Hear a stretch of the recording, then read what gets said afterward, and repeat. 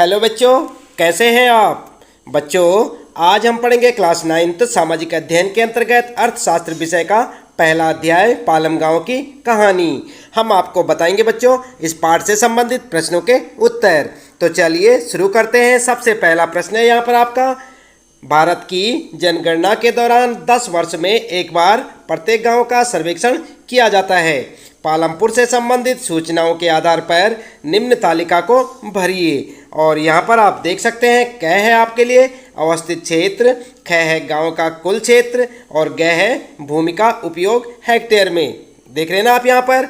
और ये आपके लिए तालिका दी हुई है बच्चों, यहाँ पर आप देख सकते हैं। सबसे ऊपर लिखा है कृषि भूमि और उसके नीचे यहाँ पर सिंचित असिंचित। आप चाहें तो अपनी पाठ्य पुस्तक से प्रश्न को देख सकते हैं। और इस साइड में यहाँ पर लिखा हुआ है भूमि जो कृषि के लिए उपलब्ध नहीं है, निवास स्थानों, तालाब, चारागाहों आदि के लिए जो क्षेत्र रखा गया है यह है 26 हेक्टेयर। ठीक है। और यहाँ पर आपके लिए फिर गए है सुविधाएं और यहाँ पर है शैक्षिक, चिकित्सा, बाजार, बिजली पूर्ति, संचार और निकटतम कस्बा। ये सब आपको यहाँ पर बताना है। तो चलिए उत्तर के लिए आप सबसे पहले लिखेंगे क अवस्थित क्षेत्र और यहाँ पर हेडिंग डालकर लिखेंगे पड़ोसी गांवों व कस्बों से अच्छी तरह जुड़ा हुआ है। निकटतम छोटा कस्बा शाहपुर एवं निकटतम बड़ा गांव रायगंज है। आई बात समझ में। और ख के लिए आप लिख सकते हैं बच्चों गांव का कुल क्षेत्र और 200 + 50 + 26 टोटल मिलाकर कितना है 276 हेक्टेयर। गांव का कुल क्षेत्र कितना है 276 हेक्टेयर। और इसके बाद ग के लिए आप लिखेंगे भूमि का उपयोग हेक्टेयर में। और किस प्रकार से आप देख सकते हैं यहाँ पर सबसे ऊपर लिखेंगे कृषि भूमि, यहाँ पर लिखेंगे सिंचित 200 हेक्टेयर और असिंचित 50 हेक्टेयर। भूमि जो कृषि के लिए उपलब्ध नहीं है, निवास स्थानों, तालाब, चरागाहों आदि के लिए ये कितना है 26 हेक्टेयर। आई बात समझ में। इस प्रकार से आप एक तालिका बना सकते हैं बच्चों, जैसे यहाँ पर बनी हुई है। और इसके बाद घ के लिए यहाँ पर जो है सुविधाएं, जहाँ तक बात की जाए तो सुविधाओं के लिए आप एक यहाँ पर इसी प्रकार से एक तालिका बनाएंगे, जैसे यहाँ पर आप देख सकते हैं। और इसमें सबसे पहले आप लिखेंगे शैक्षिक और शैक्षिक के साथ लिखेंगे एक उच्च विद्यालय, 2 प्राथमिक पाठशालाएं। फिर लिखेंगे चिकित्सा के लिए एक सरकारी प्राथमिक स्वास्थ्य केंद्र और एक निजी दवाखाना। और इसके बाद बाजार के लिए लिखेंगे आप एक सुविकसित बाजार। और बिजली पूर्ति के बारे में आप लिख सकते हैं पालमपुर के अधिकतर घरों में बिजली के कनेक्शन लगे हुए हैं। इसके बाद संचार के लिए आप लिख सकते हैं सड़कों एवं परिवहन की सुविकसित प्रणाली। और निकटतम कस्बा है शाहपुर। आई बात समझ में। तो ठीक इसी प्रकार से आप तालिका बना सकते हैं और अपना उत्तर लिख सकते हैं। इसके बाद बच्चों फिर शुरू होता है आपका दूसरा प्रश्न। खेती की आधुनिक विधियों के लिए ऐसे अधिक आगतों की आवश्यकता होती है, उन्हें उद्योगों में विनिर्मित किया जाता है। क्या आप सहमत हैं? तो उत्तर में आप क्या लिखेंगे? आपने पाठ तो पढ़ा होगा बच्चों। उत्तर लिखेंगे हाँ, आधुनिक कृषि तरीकों को कारखाने में निर्मित अधिक संसाधन चाहिए। HYV बीजों को अधिक पानी चाहिए और इसके साथ ही बेहतर नतीजों के लिए रासायनिक खाद, कीटनाशक भी चाहिए। किसान सिंचाई के लिए नलकूप लगाते हैं। ट्रैक्टर और थ्रेशर जैसी मशीनें भी प्रयोग की गई। HYV बीजों की सहायता से गेहूं की पैदावार 1300 किलोग्राम प्रति हेक्टेयर से बढ़कर 3200 किलोग्राम प्रति हेक्टेयर तक हो गई। और अब किसानों के पास बाजार में बेचने के लिए अधिक मात्रा में फालतू गेहूं है। ठीक है। इस प्रकार से आप अपने इस दूसरे प्रश्न का उत्तर लिख सकते हैं बच्चों। इसके बाद बात करते हैं, फिर आता है आपका तीसरा प्रश्न और इसमें पूछा है पालमपुर में बिजली के प्रसार ने किसानों की किस तरह मदद की। तो आपने पढ़ा होगा पाठ। उत्तर में लिख सकते हैं बिजली से खेतों में स्थित सभी नलकूपों एवं विभिन्न प्रकार के छोटे उद्योगों को विद्युत ऊर्जा मिलती है। पालमपुर के किसानों की बिजली के प्रसार ने विभिन्न तरीकों से सहायता की है। और क्या क्या तरीके हैं लिख सकते हैं। क्या लिखेंगे? इसने पालमपुर के किसानों को अपने खेतों की सिंचाई बेहतर तरीके से करने में सहायता की है। इससे पहले वे रहट के द्वारा सिंचाई करते आए थे, जो अधिक प्रभावशाली तरीका नहीं था, किंतु अब बिजली की सहायता से वे अधिक बड़े क्षेत्र को कम समय में अधिक प्रभावशाली तरीके से सींच सकते थे। ठीक है। इसके बाद दूसरा पॉइंट लिखेंगे ख, बिजली से सिंचाई प्रणाली में सुधार के कारण किसान पूरे वर्ष के दौरान विभिन्न फसलें उगा सकते थे। अगला लिखेंगे बच्चों तीसरा गय, उन्हें मानसून की बरसात पर निर्भर रहने की आवश्यकता नहीं है, जो कि अनिश्चित एवं भ्रमणशील है। इसके बाद अगला पॉइंट लिखेंगे घ, बिजली के प्रयोग के कारण पालमपुर के किसानों को बहुत से हाथ के कामों एवं चिंताओं से मुक्ति मिल गई। ठीक है बच्चों, तो इस प्रकार से आप अपने इस तीसरे प्रश्न का उत्तर लिख सकते हैं। इसके बाद बात करते हैं यहाँ पर, फिर आता है आपका चौथा प्रश्न, क्या सिंचित क्षेत्र को बढ़ाना महत्वपूर्ण है और यदि है तो क्यों? उत्तर में आप लिख सकते हैं बच्चों, उत्तर लिखेंगे सिंचित क्षेत्र को बढ़ाना जरूरी है क्योंकि भारत में मानसून की बरसात अनिश्चित व भ्रमणशील है। कृषि के अंतर्गत आने वाली भूमि किसानों के लिए पर्याप्त नहीं है। यदि किसानों को सिंचित भूमि खेती के लिए उपलब्ध हो जाती है तो वे थोड़ी जमीन पर ही अधिक उत्पादन कर सकते हैं। ठीक है, इस प्रकार से आप लिख सकते हैं चौथे प्रश्न का उत्तर।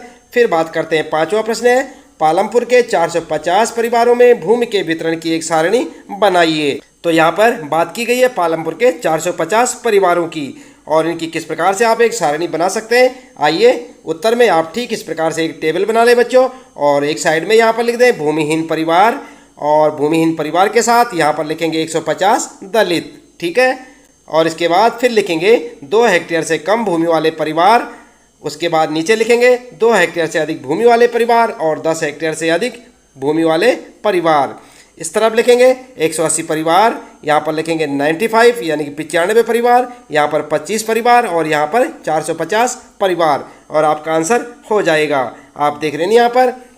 इसके बाद बच्चों बात करते हैं, अगला प्रश्न है फिर आपका छठा प्रश्न है, पालमपुर में खेतिहर श्रमिकों की मजदूरी न्यूनतम मजदूरी से कम क्यों है? जानते हैं आप क्यों है? उत्तर में आप लिखेंगे पालमपुर में खेतिहर मजदूरों में काम के लिए परस्पर प्रतिस्पर्धा है, इसलिए लोग कम दरों पर मजदूरी के लिए तैयार हो जाते हैं। ठीक है, इसके बाद फिर आता है आपका सातवां प्रश्न, अपने क्षेत्र में 2 श्रमिकों से बात कीजिए। खेतों में काम करने वाले या विनिर्माण कार्य में लगे मजदूरों में से किसी को भी आप चुन सकते हैं। उन्हें कितनी मजदूरी मिलती है? क्या उन्हें नगद पैसा मिलता है या वस्तु के रूप में? क्या उन्हें नियमित रूप से काम मिलता है? क्या वे कर्ज में हैं? ये सब आपको बताना है। तो आप चाहें तो अपने क्षेत्र के किन्हीं 2 मजदूरों से बात कर सकते हैं और चाहे यहाँ से देखकर इस प्रकार आप अपना उत्तर लिख सकते हैं। हमारे क्षेत्र में रामदयाल और लक्ष्मी 2 खेतिहर मजदूर हैं जो एक निर्माण स्थल पर काम करते हैं। उन्हें मजदूरी के रूप में 70 से 80 रुपये मिलते हैं। हाँ, उन्हें मजदूरी नगद मिलती है। उनमें से अधिकतर को नियमित रूप से काम नहीं मिलता क्योंकि बहुत से लोग कम दरों पर काम करने के लिए राजी हो जाते हैं। क्योंकि उन्हें कम मजदूरी मिलती है इसलिए वे कर्ज में डूबे रहते हैं। कम मजदूरी के कारण वे बड़ी कठिनाई से परिवार का भरण पोषण कर पाते हैं। ठीक है, इस प्रकार से भी आप लिख सकते हैं और चाहे अपने हिसाब से भी। इसके बाद बच्चों बात करते हैं आठवां प्रश्न है, एक ही भूमि पर उत्पादन बढ़ाने के अलग अलग कौन से तरीके हैं? समझाने के लिए उदाहरणों का प्रयोग कीजिए। तो यहाँ पर आप जो उत्तर में लिख सकते हैं उत्पादन बढ़ाने के तरीके और हेडिंग डालकर लिखेंगे बच्चों। नंबर 1 बहुविधि फसल प्रणाली और हेडिंग डालकर लिखेंगे भूमि के एक ही टुकड़े पर एक ही वर्ष में कई फसलें उगाना बहुविध फसल प्रणाली कहलाता है। आई बात समझ में? इस भूभाग पर कृषि उत्पादन बढ़ाने का यह सबसे प्रचलित तरीका है। पालमपुर के सभी किसान कम से कम 2 फसलें उगाते हैं। पिछले 15 से 20 वर्षों से कई लोग तीसरी फसल के रूप में आलू उगाते हैं। ठीक है बच्चों, इसके बाद दूसरा लिखेंगे आधुनिक कृषि तरीकों के प्रयोग और फिर हेडिंग डालकर लिखेंगे पंजाब, हरियाणा एवं पश्चिम उत्तर प्रदेश के किसान आधुनिक कृषि तरीकों को अपनाने वाले भारत के पहले किसान थे। इन क्षेत्रों के किसानों ने सिंचाई के लिए नलकूपों, HYV बीज, रासायनिक खादों एवं कीटनाशकों का प्रयोग किया। ट्रैक्टर एवं थ्रेसर का भी प्रयोग किया गया जिससे जुताई एवं फसल की कटाई आसान हो गई। उन्हें अपने प्रयासों में सफलता मिली और उन्हें गेहूं की अधिक पैदावार के रूप में इसका प्रतिफल मिला। HYV बीजों की सहायता से पैदावार 1300 किलोग्राम प्रति हेक्टेयर से बढ़कर 3200 किलोग्राम प्रति हेक्टेयर तक हो गई और अब किसानों के पास बहुत सा अधिशेष गेहूं बाजार में बेचने के लिए होता है। ठीक है बच्चों, तो इस प्रकार से आप अपने इस प्रश्न का उत्तर लिख सकते हैं। 8वां प्रश्न था ये आपका। इसके बाद फिर बात करते हैं 9वां प्रश्न आता है, 1 हेक्टेयर भूमि के मालिक किसान के कार्य का ब्यौरा दीजिए। ठीक है, उत्तर में क्या लिखेंगे आप? उत्तर में लिख सकते हैं भूमि को मापने की मानक इकाई हेक्टेयर है। 1 हेक्टेयर यानी 100 मीटर की भुजा वाले वर्गाकार भूमि के टुकड़े के क्षेत्रफल के बराबर होता है। एक किसान जो 1 हेक्टेयर भूमि पर काम करता है उसे कई समस्याओं का सामना करना पड़ता है। एक छोटा किसान जानता है कि वह इतने छोटे खेत पर काम करके अपने दोनों समय के खाने का प्रबंध नहीं कर सकता, इसलिए उसे अपने खेत पर काम करने के बाद 35 से 40 रुपये प्रतिदिन के हिसाब से किसी बड़े किसान के खेतों में काम करना पड़ता है।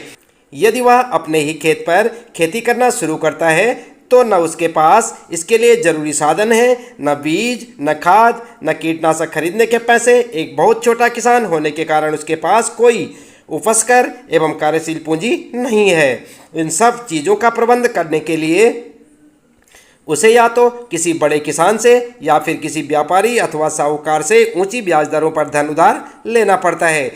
इतनी मेहनत करने के बाद भी इस बात की संभावना रहती थी कि वो कर्ज में डूब जाए, जो कि सदैव उसके लिए बहुत बड़ी चिंता का कारण रहता था। ठीक है बच्चों, इसके बाद आइए देखते हैं यहाँ पर 10वां प्रश्न है, मझोले और बड़े किसान कृषि से कैसे पूंजी प्राप्त करते हैं, वे छोटे किसानों से कैसे भिन्न हैं। उत्तर आप लिख सकते हैं बच्चों, आधुनिक कृषि तरीकों में बहुत से धन की आवश्यकता होती है। मझोले एवं बड़े किसानों की कुछ अपनी बचत होती है, इस प्रकार वे जरूरी पूंजी का प्रबंध कर रहे हैं। दूसरी तरफ अधिकतर छोटे किसानों को पूंजी का प्रबंध करने के लिए बड़े किसानों या व्यापारियों से पैसा उधार लेना पड़ता है। इस प्रकार के ऋणों की ब्याज दर भी प्रायः अधिक होती है। इस ऋण को वापस करने के लिए उन्हें बहुत मेहनत करनी पड़ती है। 2 हेक्टेयर से कम भूमि वाले किसानों को मझोले व बड़े किसानों की तुलना में अधिक कठिनाइयों का सामना करना पड़ता है। ठीक है बच्चों, तो इस प्रकार से आप अपने इस 10वें प्रश्न का उत्तर लिख सकते हैं, साथ साथ याद भी करते रहे बच्चों। फिर 11वां प्रश्न बच्चों, सविता को किस भाव पर तेजपाल सिंह से ऋण मिला है। क्या ब्याज की कम दर पर बैंक से कर्ज मिलने पर सविता की स्थिति अलग होती। आप ध्यान दें बच्चों, यहाँ पर लिखेंगे किस भाव। ठीक है, किस भाव पर तेजपाल सिंह से ऋण मिला है। उत्तर आप लिख सकते हैं, तेजपाल सिंह ने सविता को 24% की ब्याज दर पर 4 महीने के लिए पैसा देना स्वीकार किया, जो कि बहुत अधिक ब्याज दर है। सविता एक कृषि मजदूर के रूप में कटाई के समय 35 रुपये प्रतिदिन की दर पर उसके खेतों में काम करने को भी सहमत होती है। तेजपाल सिंह द्वारा सविता से लिया जाने वाला ब्याज बैंक की अपेक्षा बहुत अधिक था। यदि सविता इसकी अपेक्षा बैंक से उचित ब्याज दर पर ऋण ले पाती तो उसकी हालत निश्चय ही इससे अच्छी होती। ठीक है बच्चों, इस प्रकार से आप अपने इस 11वें प्रश्न का उत्तर लिख सकते हैं। 12वां प्रश्न है बच्चों, अपने क्षेत्र के कुछ पुराने निवासियों से बात कीजिए और पिछले 30 वर्षों में सिंचाई और उत्पाद के तरीकों में हुए परिवर्तनों पर एक संक्षिप्त रिपोर्ट लिखिए। तो यहाँ पर आप अपना उत्तर लिख सकते हैं बच्चों। शॉर्ट रूप में आपको लिखना है, उत्तर लिखेंगे, पुराने निवासियों से बात करने पर पिछले 30 सालों में सिंचाई और उत्पादन के तरीकों में हुए परिवर्तन से मुझे पता चला कि 30 वर्ष पहले खेती के पुराने तरीके प्रयोग किए जाते थे। किसान अपने खेतों को बैलों की सहायता से जोतते थे। सिंचाई की बहुत अधिक सुविधाएं नहीं थी।